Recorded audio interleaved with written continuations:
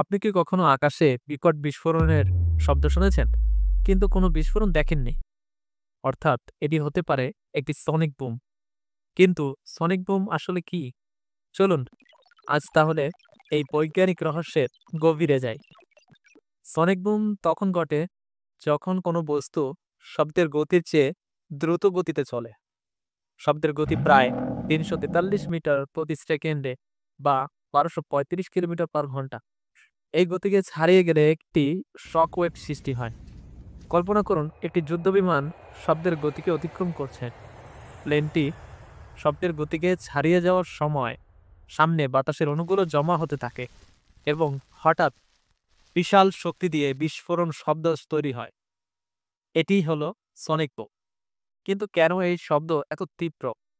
কারণ প্লেন শব্দের গতিতে চলার সময় বাতাসের চাপ কম্প্রেস হয় এবং প্লেনের পেছনে হঠাৎ করে এই চাপ মুক্ত হয়, ফলে বিশাল শকওয়েভ তৈরি হয়।